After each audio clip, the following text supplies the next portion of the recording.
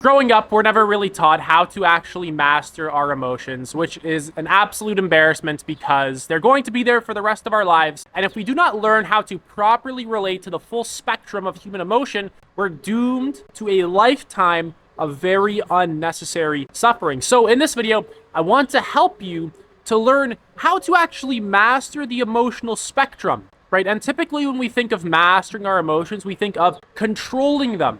Right? And then when we think of controlling emotions, what's usually the thing that goes through our mind? We think that when there's an uncomfortable emotion, I can control that, right? And then replace it with a more positive emotion. So if I'm angry, I don't get angry, right? I feel peaceful. I'm able to be calm when I'm angered, right? When I'm sad, I can return to just not being sad, right? When I'm happy, I can just stay happy. So we usually think of mastering emotions as getting the emotions that I want and then removing the emotions that I don't want, right? And in this video, I'm going to be giving you a very counterintuitive approach to human emotions. And it's actually quite simple. There's nothing complicated about it. The only problem is that when we're usually relating to an emotion, the method that I'm going to be giving you in this video is the exact opposite of what we continuously do in relation to our emotions, right? So what is an emotion? An emotion is an energy that is occurring in your body, whether you're very upbeat and uplifted, or whether you're very sad, kind of depressed, you're feeling low, or whether you're kind of anxious and afraid, right? Doesn't matter. Every single one is an energy occurring in your body. And whenever that energy occurs in your body, there's a secondary impulse to do something about that emotion. And it's that secondary impulse that screws everyone up, right? So for example, when there's anger, now we want to release that anger, right? We have the need to do something about our experience to fix our anger. So we yell at someone, right? Or we repress it and we push it down and we try and remain very calm, very peaceful, right? We put on that bullshit front that we're actually very peaceful when we're actually pissed off, right?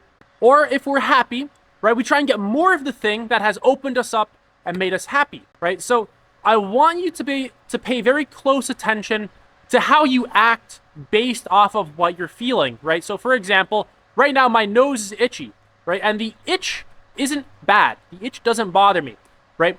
But now I have the urge to scratch the itch, right? And I'm scratching it. So now I'm relieved of the itch, right? And the itch, once again, it wasn't really bad whatsoever, right? But if I had the urge to scratch that itch and it was like a very powerful urge, right? And I couldn't scratch it, now that itch is causing me a hell of a lot of suffering, right? Not because the itch exists, but because I have something that I want to do to the itch that I'm unable to do, and I'm unable to let go of my need to do that thing, right?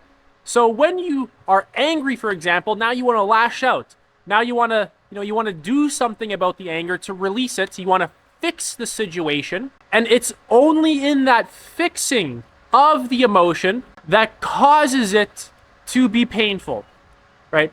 Happiness is great, right? Until those feelings of pleasure, right, begin to sort of fade away.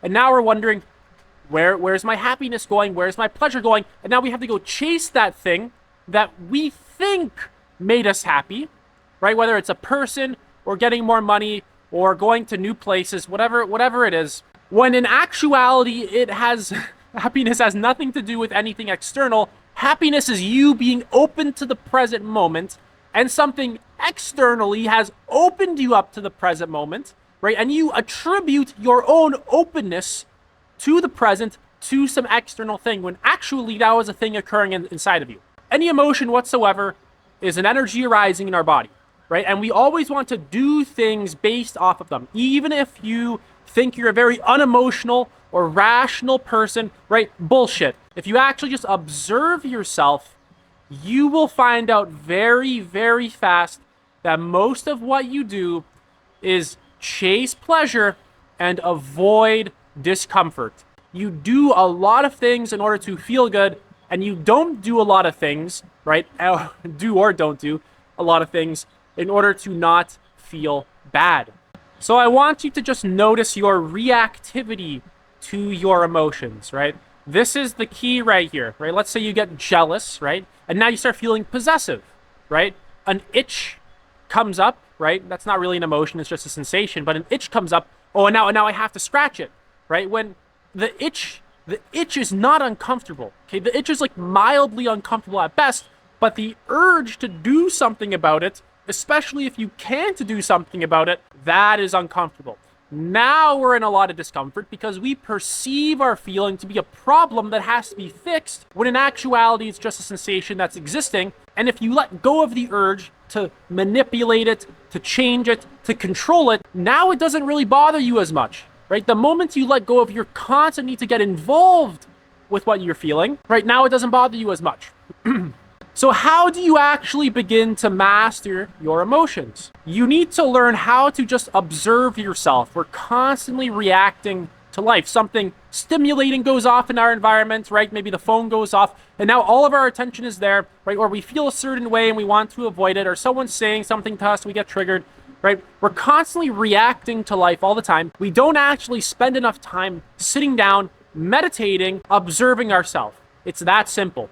Right? We're not spending a lot of time actually reflecting and just watching our mind, watching our emotions, watching our impulses, watching our needs to fix how we're feeling, remove certain aspects of how we're feeling, get more of other things so we can feel good. Right? We're not watching this sort of inner tug of war that's going on. Instead, we're just acting upon this inner tug of war. And if you very sincerely observe yourself, right, you'll notice that a lot of the things that you actually do are at a very deep level based upon a feeling of uneasiness, like something is wrong, right? And it's honestly very tricky to actually notice this, and it's really hard to actually be honest about this, right? You really need a lot of sincerity, right? And our minds are very sneaky.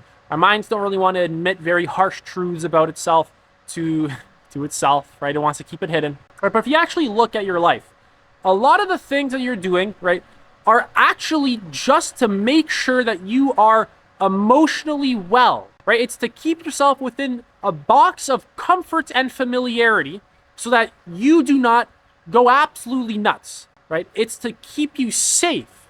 And when you stop doing those things, right, when your sort of walls begin to collapse, right, when your efforts to keep yourself within your comfort zone begin to collapse, right, it gets very uncomfortable. So we actually have to notice how much effort we actually put in to keeping ourselves safe within a little box. And the reason why I'm saying this is because if you've never truly investigated your emotional world, oh my God, it's going to be a very chaotic and unstable place when you begin to investigate it at this very deep level that I'm talking about in this video. It's not going to be within the realm of your comfort. It's going to be very far outside of your comfort. Emotions are not linear. Emotions are not logical, 1 + 2 + 3. Emotions are not a problem that can be fixed so that I can get what I want. Emotions are fluid. Emotions are flexible.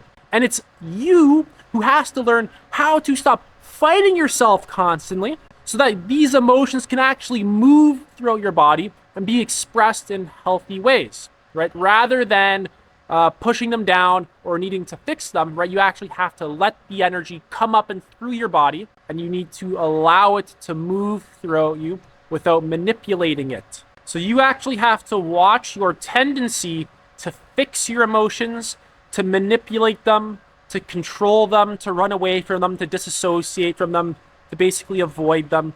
You have to watch this inner battle, this inner war zone that goes on inside of you, and begin to just put an end to it. Right? It's actually a matter of not doing in this case. It's a matter of letting go rather than getting continuously involved. You actually have to just let go and let them move freely. You have to let the energy in your body move as it wants to, not as you believe it should, right? Not as you continuously want it to. So just notice your reactivity in relation to what you're feeling, right? And you do this, right? You just honestly have to be a little bit transparent with yourself and notice that, yes, the majority of what I'm doing is to feel good, is to feel safe, is to feel loved, it's to get what I want so that I can feel good. And it's precisely this sort of inner psychological mechanism of continuously getting what I want, right? It's this thing that actually creates most of your suffering.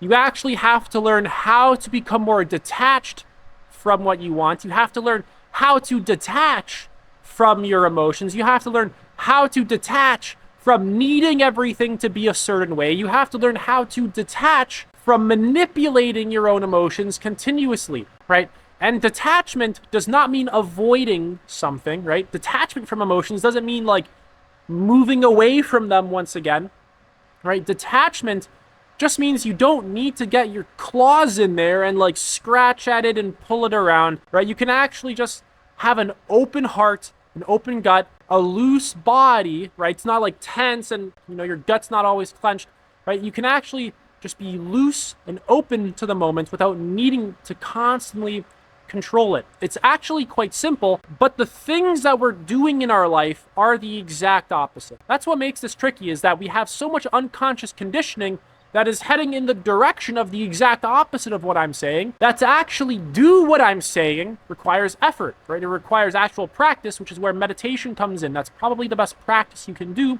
because what is meditation? You're just sitting down, you're observing your own tendencies. It's basically, you're like a scientist observing your own self, right? And it's through that observation that you actually gain the power to change, right? Because what's really going on inside of us is not us just making decisions and living life.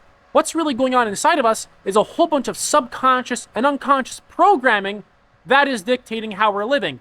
And without awareness of that programming, it's just going to be running on automatic, right? It's going to be running, and we're not even going to really see that it's running, right? We're actually not really going to have much awareness of ourselves. It's just going to be running on autopilot, right? So once again, you have to learn how to observe how you feel.